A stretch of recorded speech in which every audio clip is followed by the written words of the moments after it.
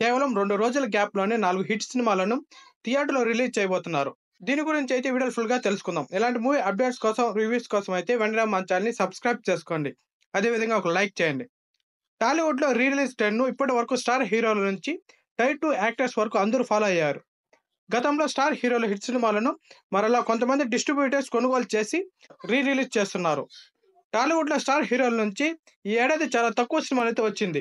ఏడాదికి 2, 3 సినిమాలు రిలీజ్ చేసే స్టార్ హీరోలు కనీసం ఒక చిత్రాన్ని విడుదల చేయడం కూడా అయితే కష్టమైపోయింది. కొన్ని వీకెండ్స్ అయితే అసలు సినిమాలు రిలీజ్ కావడం లేదు.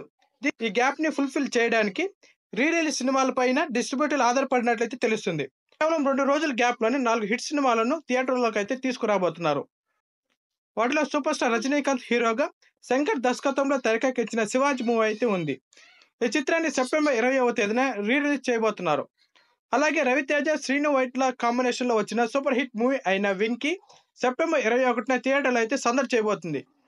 ఈ సినిమాకి చాలా మంది ఫ్యాన్స్ అయితే ఉన్నారని ఖచ్చితంగా చెప్పొచ్చు.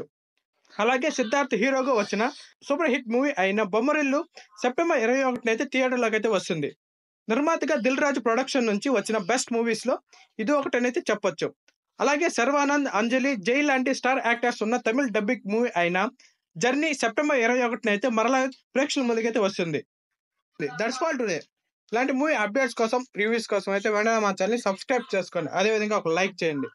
లైక్ చేయడం వల్ల మరిన్ని వీడియోలు చేయడానికి సపోర్ట్‌గా ఉంటుంది. Thank you.